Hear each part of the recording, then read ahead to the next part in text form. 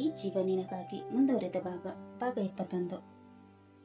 ಮದುವೆ ಮಂಟಪಕ್ಕೆ ಹೋಗುತ್ತಿದ್ದ ಕಾರನ್ನು ಅಡ್ಡಗಟ್ಟಿ ಮುಸುಕುಧಾರಿಗಳು ಐಶ್ವರ್ಯಳನ್ನು ಕಿಡ್ನಾಪ್ ಮಾಡಿಕೊಂಡು ಹೋದರು. ಅವಳ ತಂದೆ ತಾಯಿ ಮತ್ತು ಚಿತ್ರಳಿಗೆ ಏನು ಮಾಡಬೇಕೆಂದೇ ಗೊತ್ತಾಗಲಿಲ್ಲ. ಶಂಕರಪ್ಪ ಮತ್ತು ನೀಲಮ್ಮರವರು ಜೋರಾಗಿ ಅಳತೊಡಗಿದರು. ಅಯ್ಯೋ, ನಮ್ಮ ಮಗಳನ್ನು ಯಾರೋ ಕಿಡ್ನಾಪ್ ಮಾಡ್ಕೊಂಡು ಹೋದ್ರು, ಇವತ್ತು ಅವಳು ಮದುವೆ ಇದೆ, ಯಾರಾದ್ರೂ ಬಂದು ಅವಳನ್ನು ಕಾಪಾಡ್ರಪ್ಪ ಅಂತ ಶಂಕರಪ್ಪರವರು ರೋಧಿಸತೊಡಗಿದರು. ಚಿತ್ರ ಅವರನ್ನು ಸಮಾಧಾನ ಮಾಡುತ್ತಾ, ಅಳ್ಬೇಡಿ ಅಂಕಲ್, ನಾನು ಈಗಲೇ ಅಬ್ಬಿಗೆ ಕಾಲ್ ಮಾಡ್ತೀನಿ ಅಂತ ಹೇಳಿ ಅಬ್ಬಿಗೆ ಕಾಲ್ ಮಾಡಿದಳು. ಅಬ್ಬಿ, ಐಶ್ವರ್ಯಳನ್ನು ಯಾರೋ ಕಿಡ್ನಾಪ್ ಮಾಡ್ಕೊಂಡು ಹೋದ್ರು. ಏನು ಕಿಡ್ನಾಪ? ಯಾರು ಅಂತ ನೋಡಿದ್ರಾ? ಇಲ್ಲ ಅಬ್ಬಿ, ಅವರೆಲ್ಲ ಮುಖನ ಕವರ್ ಮಾಡ್ಕೊಂಡಿದ್ರು, ಯಾರು ಅಂತ ಗೊತ್ತಾಗ್ಲಿಲ್ಲ. ಏನಾದ್ರು ಮಾಡಿ ಅಬ್ಬಿ, ಇಲ್ಲ ಅಂದ್ರೆ ಅವರೆಲ್ಲ ಐಶ್ವಿಗೆ ಏನಾದ್ರು ಮಾಡಿದ್ರೆ ಕಷ್ಟ. ನಾನು ಈಗಲೇ ಡ್ಯಾಡ್ಗೆ ವಿಷಯ ತಿಳಿಸ್ತೀನಿ, ನೀವು ಅತ್ತೆ ಮಾವನನ್ನು ಸಂಭಾಳಿಸ್ಕೊಳ್ಳಿ. ಆಯ್ತು ಅಬ್ಬಿ ಅಂತ ಹೇಳಿ ಅವಳು ಕಾಲ್ ಕಟ್ ಮಾಡಿದಳು. ಐಶ್ವರ್ಯ ಕಿಡ್ನಾಪ್ ಆಗಿರುವ ವಿಷಯ ತಿಳಿದ ಅಭಿ ಕೂಡಲೇ ತನ್ನ ಡ್ಯಾಡ್ ಹತ್ತಿರ ಬಂದು, ಡ್ಯಾಡ್, ಐಶ್ವರ್ಯ ಯಾರು ಕಿಡ್ನಾಪ್ ಮಾಡಿದಾರಂತೆ, ನೀವು ಈ ಕೂಡಲೇ ಕಮಿಷನರ್ಗೆ ಕಾಲ್ ಮಾಡಿ ಡ್ಯಾಡ್. ಏನಂತಿದೀಯ ನೀನು? ಅವಳನ್ನು ಯಾರು ಯಾಕೆ ಕಿಡ್ನಾಪ್ ಮಾಡ್ತಾರೆ ಅಂತ ಅವರು ಹೇಳಿದಾಗ ಐಶ್ವರ್ಯ ಅವನಿಗೆ ಹೇಳಿದ್ದ ವಿಷಯವನ್ನೆಲ್ಲ ಅವನು ಧನ್ರಾಜ್ರವರಿಗೆ ತಿಳಿಸಿದರು.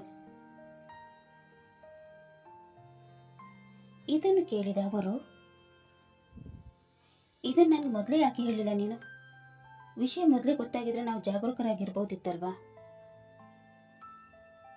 ನೀವು ಟೆನ್ಷನ್ ಮಾಡ್ಕೋತೀರಾ ಅಂತ ಹೇಳಿಲ್ಲ ಡ್ಯಾಡ್. ನನಗೆ ಯಾಕೋ ಡೌಟ್, ಚಿಕ್ಕಮ್ಮ ಮತ್ತು ಅನ್ಮೂಲ ನೀವಿ ಈ ಕೆಲಸ ಮಾಡಿರಬೇಕು. ವಿಷಯ ತಿಳಿದ್ರೆ ನಾವು ಏನು ಮಾತಾಡಬಾರ್ದಬ್ಬಿ. ನಾನು ಈಗಲೇ ಕಮಿಷನರ್ಗೆ ಕಾಲ್ ಮಾಡಿ ವಿಷಯ ತಿಳಿಸ್ತೀನಿ, ಅವರೇ ಎಲ್ಲ ನೋಡ್ಕೊಳ್ಳಿ, ನೀನೇನು ಚಿಂತೆ ಮಾಡಬೇಡ. ಅವಳು ಸಿಗ್ತಾಳೆ, ಅವಳ ಜೊತೆ ನಿನ್ನ ಮದುವೆ ಮಾಡಿಸುವ ಜವಾಬ್ದಾರಿ ನಂದು ಅಂತ ಹೇಳಿ ಅಬ್ಬಿಗೆ ಸಮಾಧಾನ ಮಾಡಿ ಕಮಿಷನರ್ಗೆ ಕಾಲ್ ಮಾಡಿ ವಿಷಯ ತಿಳಿಸತೊಡಗಿದರು. ಆಗ ಅಲ್ಲಿಗೆ ಬಂದ ರಿಷಿ ಅಬ್ಬಿ ಟೆನ್ಷನ್ ಮಾಡಿಕೊಂಡಿದ್ದನ್ನು ನೋಡಿ, ಏನಾಯ್ತು ಅಬ್ಬಿ, ಯಾಕೆ ಟೆನ್ಷನ್ ಅಲ್ಲಿದ್ಯಾ? ರಿಷಿ, ಐಶುನ ಯಾರು ಕಿಡ್ನಾಪ್ ಮಾಡಿದ್ದಾರೆ. ಏನು ಹೇಳ್ತಾ ಇದೀಯ ನೀನು? ಅವಳನ್ನು ಯಾರು ಕಿಡ್ನಾಪ್ ಮಾಡ್ತಾರೆ? ಅವಳನ್ನು ಕಿಡ್ನಾಪ್ ಮಾಡಿ ಯಾರಿಗೆ ಏನು ಸಿಗುತ್ತೆ? ನನ್ನ ಮದುವೆ ನಿಲ್ಲಿಸ್ಬೇಕಂತ ಅವಳನ್ನು ಕಿಡ್ನಾಪ್ ಮಾಡಿದ್ದಾರೆ. ಮೊನ್ನೆ ದಿವಸ ಯಾರೋ ಅವಳಿಗೆ ಕಾಲ್ ಮಾಡಿ ಮದುವೆ ಆಗಬೇಡ ಅಂತ ಧಮಕಿ ಹಾಕ್ತಾ ಇದ್ರಂತೆ. ಏನು ಹೇಳ್ತಾ ಇದೀಯ ನೀನು? ಯಾರು ಧಮಕಿ ಹಾಕ್ತಿದ್ರಂತೆ? ಗೊತ್ತಿಲ್ಲ ರಿಷಿ, ಮೋಸ್ಟ್ಲಿ ಅವರೇ ಇವಳನ್ನು ಕಿಡ್ನಾಪ್ ಮಾಡಿರಬೇಕು. ನಡಿ, ನಾವು ಅವಳನ್ನು ಹುಡ್ಕೋಣ. ಎಲ್ಲಿ ಅಂತ ಹುಡ್ಕೋದು ರಿಷಿ? ಡ್ಯಾಡ್ ಕಮಿಷನರ್ಗೆ ಕಾಲ್ ಮಾಡ್ತಾ ಇದ್ದಾರೆ, ಏನಾಗುತ್ತೋ ನೋಡೋಣ. ಯಾರು ಕಿಡ್ನಾಪ್ ಮಾಡಿರ್ಬೋದಬ್ಬಿ? ಯಾರು ಅಂತ ನಿನ್ಗೇನಾದ್ರೂ ಗೊತ್ತಾ? ನನಗೆ ಕನ್ಫರ್ಮ್ ಇಲ್ಲ, ಆದರೆ ಇಬ್ಬರ ಮೇಲೆ ಡೌಟ್ ಇದೆ. ಡೌಟಾ? ಯಾರ ಮೇಲೆ ನಿನಗೆ ಡೌಟ್ ಇರೋದು? ನನಗೆ ಚಿಕ್ಕಮ್ಮ ಮತ್ತು ಅನ್ಮೋಲನ ಮೇಲೆ ಡೌಟ್ ಇರೋದು. ಮಾಮ್ ಕೆಟ್ಟವ್ರು ಇರ್ಬೋದಬ್ಬಿ, ಆದರೆ ಈ ಥರದ ಕೆಲಸ ಮಾಡೋಕ್ಕಿಲ್ಲ. ಯಾರು ಮಾಡಿದ್ದಾರಂತ ಸ್ವಲ್ಪ ಹೊತ್ತಾದ್ಮೇಲೆ ಗೊತ್ತಾಗುತ್ತೆ. ಡ್ಯಾಡ್ ಕಮಿಷನರ್ಗೆ ಕಾಲ್ ಮಾಡಿದ್ದಾರೆ, ಪೊಲೀಸರು ಈಗಾಗಲೇ ಅವ್ರ ಕೆಲಸ ಮಾಡೋಕ್ಕೆ ಹೊರಟಿದ್ದಾರೆ. ಅಬ್ಬಿ, ಪೊಲೀಸರು ಐಶ್ವರ್ಯಳನ್ನು ಹುಡುಕ್ತಾರೆ ಅಂತ ನಾವು ಕೈ ಕಟ್ಕೊಂಡು ಕೂರಕ್ಕಾಗಲ್ಲ. ನಡಿ, ನಾ ಕೂಡ ಅವಳನ್ನು ಹುಡ್ಕೋಣ.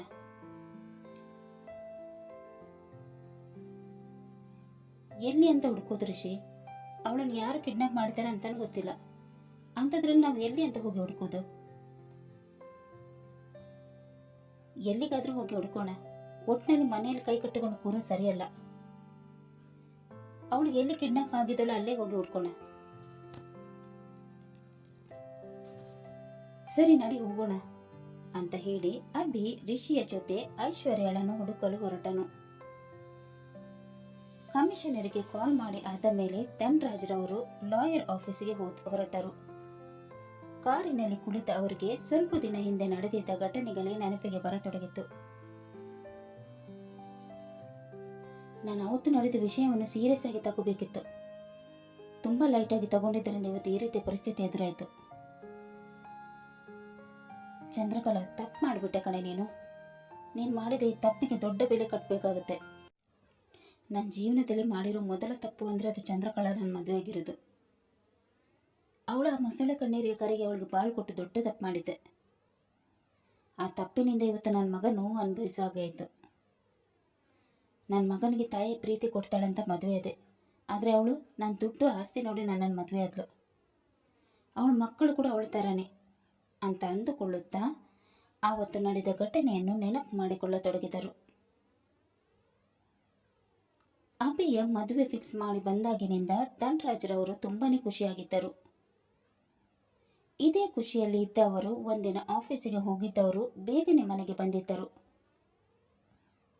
ಆಗ ಅವರ ರೂಮಲ್ಲಿ ಚಂದ್ರಕಲಾರವರು ಮತ್ತು ಅನ್ಮೋಲ್ ಅಭಿಯ ಬಗ್ಗೆ ಮಾತನಾಡುತ್ತಿದ್ದುದನ್ನು ಇವರು ಕೇಳಿಸಿಕೊಂಡರು. ಇವರಿಬ್ಬರು ಅಭಿಯ ಬಗ್ಗೆ ಏನು ಮಾತಾಡ್ತಾ ಇದ್ದಾರೆ? ಅವ್ರಿಗೆ ಗೊತ್ತಾಗದಂತೆ ಏನು ಮಾತಾಡ್ತಾ ಇದ್ದಾರೆ ಅಂತ ಕೇಳಿಸ್ಕೋಬೇಕು ಅಂತ ಅಂದುಕೊಂಡ ಅವರು ರೂಮಿನ ಹೊರಗಿದ್ದು ಅವರಿಬ್ಬರು ಏನು ಮಾತನಾಡುತ್ತಿದ್ದಾರೆ ಅಂತ ಕೇಳಿಸಿಕೊಳ್ಳತೊಡಗಿದರು. ಅಭಿಯ ಮದುವೆಗೆ ಇನ್ನು 5 ದಿನ ಬಾಕಿ ಇರೋದು. ಅಷ್ಟರಲ್ಲಿ ಅವನು ಮದುವೆ ನಿಲ್ಲಿಸಲು ಏನಾದರೂ ಪ್ಲಾನ್ ಮಾಡಬೇಕು, ಇಲ್ಲಾಂದ್ರೆ ನಾವು ಬೀದಿಗೆ ಬೀಳ್ಬೇಕಾಗುತ್ತೆ. ಮಾಮ್, ಮಾಡೋ ಪ್ಲಾನ್ ಎಲ್ಲ ಮಾಡೇ ಆಯ್ತಲ್ವಾ, ಆದ್ರೆ ನೋ ರಿಸಲ್ಟ್. ಅವನು ಹುಡುಗಿಗೆ ಮದುವೆ ಆಗ್ಬೇಡ ಅಂತ ಬೆದರಿಕೆ ಹಾಕಿದ್ರು ಕೂಡ ಅವಳು ಕೇಳಿಲ್ಲ ಅಂದ್ರೆ ಏನ್ ಮಾಡೋದು? 1 ಕೋಟಿ ಕೊಡ್ತೀವಿ ಅಂತ ಹೇಳಿದ್ರು ಕೂಡ ಬೇಡ ಅಂತಾಳೆ. ದುಡ್ಡಿಗೆ ಆಸೆ ಪಡುವವಳಾಗಿದ್ರೆ ದುಡ್ಡಿನ ಆಸೆ ತೋರಿಸಬಹುದಿತ್ತು, ಆದ್ರೆ ಇವಳು ದುಡ್ಡಿಗೂ ಆಸೆ ಪಡ್ತಾ ಇಲ್ಲ. ಅಭಿಯ ಮದುವೆ ನಿಲ್ಲಿಸಕ್ಕೆ ಬೇರೆ ಯಾವ ದಾರಿ ಇದೆ ಮಾಮ್? ದಾರಿ ಹುಡುಕ್ಲೇಬೇಕು. ಒಂದು ಪ್ಲಾನ್ ಫೇಲ್ ಆದ್ರೆ ಏನಂತೆ, ಬೇರೆ ಪ್ಲಾನ್ ಮಾಡೋಣ. ಯಾವುದೇ ಕಾರಣಕ್ಕೂ ಅವನ ಮದುವೆ ನಡೆಯಬಾರ್ದು. ಅವನಿಗೆ ಈ ಆಸ್ತಿಯಲ್ಲಿ ಬಿಡಿ ಕಾಸು ಕೂಡ ಸಿಗಬಾರ್ದು. ಈ ಸಲ ಏನಾದ್ರೂ ಅವನ ಮದುವೆ ನಿಂತು ಹೋಯ್ತು ಅಂದ್ರೆ ಅವ್ನು ಗ್ಯಾರಂಟಿ ಮೆಂಟಲ್ ಆಗ್ಬಿಡ್ತಾನೆ. ಆಮೇಲೆ ಅವನಿಗೆ ಕುಡಿಯುವ ಚಟ ಹತ್ತಿಸ್ಬೇಕು.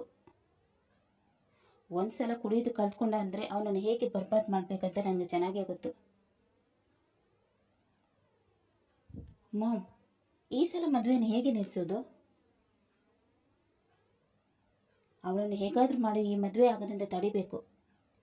ಇವನ ಕಣ್ಮುಂದೆ ಅವಳ ಮದುವೆ ಬೇರೆಯವ್ರ ಜೊತೆ ಆಗಬೇಕು, ಆಗಲೇ ಅವನನ್ನು ಕುಗ್ಗಿಸೋಕೆ ಸಾಧ್ಯ ಅಂತ ಅವರು ಹೇಳುತ್ತಿರಬೇಕಾದರೆ ಅವರ ಮಾತು ಕೇಳಿಸಿಕೊಂಡ ಧನರಾಜ್ರವರಿಗೆ ಒಂದು ಕ್ಷಣ ಶಾಕ್ ಆಯಿತು.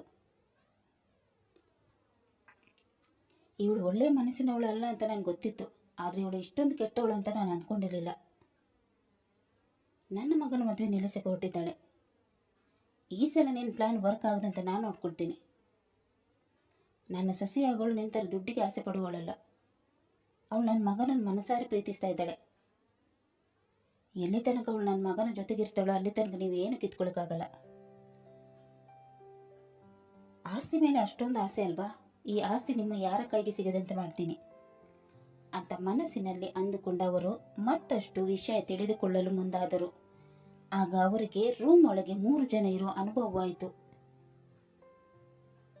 ಇವರಿಬ್ಬರನ್ನು ಹೊರತುಪಡಿಸಿ 3ನೇವರು ಯಾರು ಅಂತ ತಿಳ್ಕೋಬೇಕು ಅಂತ ಮೆತ್ತಗೆ ಇಣುಕತೊಡಗಿದರು. ಆಗ ಅವರಿಗೆ ಇವರಿಬ್ಬರ ಹೊರತು ಬೇರೆ ಯಾರು ಕೂಡ ಕಾಣಲಿಲ್ಲ. ನನಗೆ ಆಗಲೇ 3 ಜನರನ್ನು ನೋಡಿದಾಗಾಯಿತು, ಈಗ ನೋಡಿದ್ರೆ ಇಬ್ಬರೇ ಇದ್ದಾರೆ. 3 ಜನ ಇದ್ದಿದ್ದು ನಿಜಾನ ಅಥವಾ ನನಗೆ ಭ್ರಮೆ ಆಯ್ತಾ ಅಂತ ಅಂದುಕೊಳ್ಳುತ್ತಿರುವಾಗ ಅವರ ಭುಜದ ಮೇಲೆ ಯಾರೋ ಕೈ ಇಟ್ಟಂತಾಗಿ ಹಿಂತಿರುಗಿ ನೋಡಿದರು. ಅಲ್ಲಿ ರಿಷಿ ನಿಂತಿದ್ದನು. ರಿಷಿಯನ್ನು ನೋಡಿ ಗಲಿಬಿಲಿಗೊಂಡ ಅವರು, ನೀನೇನಿಲ್ಲ ರಿಷಿ? ಡ್ಯಾಡ್, ನೀವೇನಿಲ್ಲಿ ಕಳ್ಳರ ಥರ ಏನಕ್ಕೆ ನೋಡ್ತಾ ಇದ್ದೀರಾ? ಏನಿಲ್ಲ ರಿಷಿ, ರೂಮ್ ಒಳಗೆ ಯಾರಾದರೂ ಇದ್ದಾರಾ ಅಂತ ನೋಡ್ತಾ ಇದ್ದೆ. ನನ್ನ ಹತ್ರ ಸುಳ್ಳು ಹೇಳುವ ಅವಶ್ಯಕತೆ ಏನಿದೆ ಡ್ಯಾಡ್? ರೂಮ್ ಒಳಗೆ ಮಾಮ್ ಮತ್ತು ಅನ್ಮೋಲ್ ಇದ್ದಾರಾ ಅಂತ ಅವನು ಹೇಳಿದಾಗ ಧನರಾಜ್ರವರು ಒಂದ್ಸಲ ಅವನ ಮುಖ ನೋಡಿದರು. ಅವ್ರು ಏನಂತ ನಮಗೆಲ್ಲ ಗೊತ್ತಿರೋದೇ ಅಲ್ವಾ ಡ್ಯಾಡ್? ಅಭಯ ಮದುವೆ ನಿಲ್ಲಿಸಕ್ಕೆ ಏನಾದರೂ ಕಿತಾಪಿತಿ ಮಾಡ್ತಾ ಇದ್ದಾರೋ ಹೇಗೆ?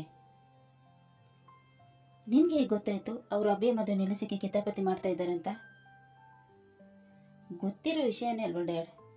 ಅಂಕಿತಾಳನ್ನು ಕೂಡ ಯಾಮರಿಸಿ ಅನ್ಮೋಲ್ ಮದುವೆ ಅದ. ಈಗ ಮತ್ತೆ ಅಭಿ ಹಿಂದೆ ಬಿದ್ದಿರ್ಬೋದು. ನೀವೇನು ಟೆನ್ಷನ್ ಮಾಡ್ಕೋಬೇಡಿ ಡ್ಯಾಡ್. ಐಶ್ವರ್ಯ ಅಂಕಿತಾಳ ಥರ ಇಲ್ವೇ ಇಲ್ಲ. ಹಾಗಾಗಿ ಇವ್ರು ಏನು ಪ್ಲ್ಯಾನ್ ಮಾಡಿದ್ರು ಕೂಡ ವರ್ಕ್ ಆಗಲ್ಲ. ಹಾಗಂತೀಯಾ? ಹೌದು ಡ್ಯಾಡ್, ನೀವು ನಿಶ್ಚಿಂತೆಯಾಗಿರಿ. ಅವ್ರ ಕೈಯಿಂದ ಏನು ಮಾಡೋಕ್ಕಾಗಲ್ಲ. ಐಶ್ವರ್ಯಳ ಮದುವೆ ಖಂಡಿತ ಆಗುತ್ತೆ. ನಾನು ಮುಂದೆನಿಂದ ಮದುವೆ ಮಾಡಿಸ್ತೀನಿ ಅಂತ ಹೇಳಿ ಅವರನ್ನು ಸಮಾಧಾನ ಮಾಡಿ ಅಲ್ಲಿಂದ ಹೋದನು. ಧನ್ರಾಜ್ರವರಿಗೆ ಕೊಂಚ ಸಮಾಧಾನವಾದರೂ ಆಸ್ತಿಯ ಬಗ್ಗೆ ಯೋಚನೆ ಮಾಡತೊಡಗಿದರು.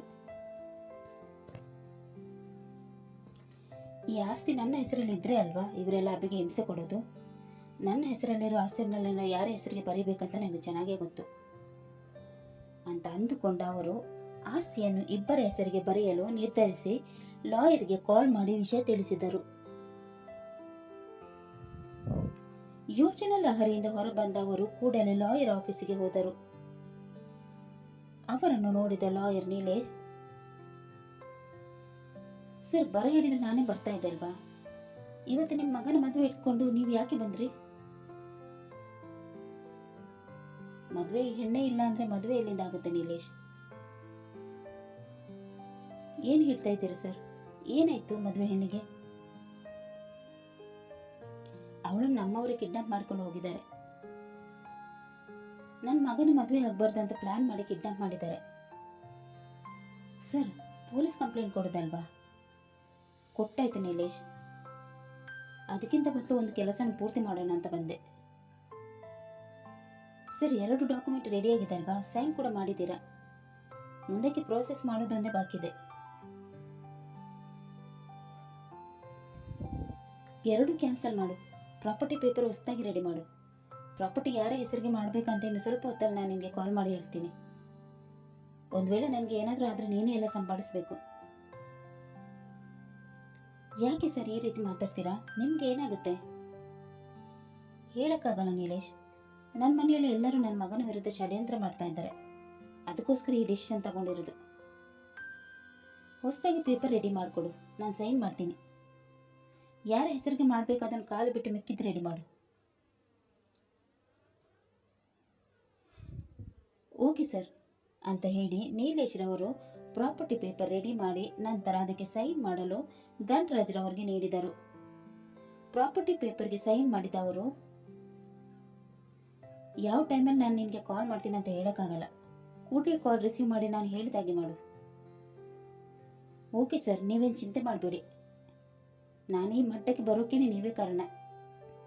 ನಿಮ್ಮ ಋಣನ ನಾನು ಯಾವತ್ತೂ ಮರೆಯಲ್ಲ. ನಿಮ್ಮ ಪ್ರಾಪರ್ಟಿನ ನನ್ನ ಜೀವ ಒತ್ತೆ ಇಟ್ಟಾದ್ರೂ ಕಾಪಾಡ್ತೀನಿ. ಸರಿ ನೀಲೇಶ್, ನಿನ್ನ ಮೇಲೆ ನಂಬಿಕೆ ಇಟ್ಟು ಹೊಡ್ತಾ ಇದ್ದೀನಿ ಅಂತ ಹೇಳಿ ಅಲ್ಲಿಂದ ಹೊರಟರು. ಇತ್ತ ಅಭಿ ಮತ್ತು ರಿಷಿ ಐಶ್ವರ್ಯಳನ್ನು ಹುಡುಕತೊಡಗಿದರು. ಐಶ್ವರ್ಯಳ ತಂದೆ ತಾಯಿ ಮತ್ತು ಚಿತ್ರ ಪೊಲೀಸ್ ಸ್ಟೇಷನ್ಗೆ ಹೋಗಿ ಕಂಪ್ಲೇಂಟ್ ಕೊಟ್ಟಿದ್ದರು. ಅಭಿ ಮತ್ತು ರಿಷಿಗೆ ಐಶ್ವರ್ಯಳ ಬಗ್ಗೆ ಒಂಚೂರು ಸುಳಿವು ಕೂಡ ಸಿಗಲಿಲ್ಲ. ಆಗ ರಿಷಿ, ಅಭಿ, ನಾವು ಒಟ್ಟೊಟ್ಟಿಗೆ ಹುಡುಕಿದ್ರೆ ಟೈಮ್ ವೇಸ್ಟ್ ಆಗುತ್ತೆ. ನಾವಿಬ್ಬರು ಬೇರೆ ಬೇರೆ ಈಗ ಹುಡುಕೋಣ. ನೀನು ಈ ಕಡೆಯಿಂದ ಎಲ್ಲರನ್ನು ಕೇಳಿ ಹುಡ್ಕೊಂಡು ಹೋಗು, ನಾನು ಆ ಕಡೆಯಿಂದ ಹೋಗ್ತೀನಿ ಅಂತ ಹೇಳಿ ರಿಷಿ ಮತ್ತು ಅಭಿ ಬೇರೆ ಬೇರೆ ಕಡೆಯಿಂದ ಐಶ್ವರ್ಯಳನ್ನು ಹುಡುಕತೊಡಗಿದರು.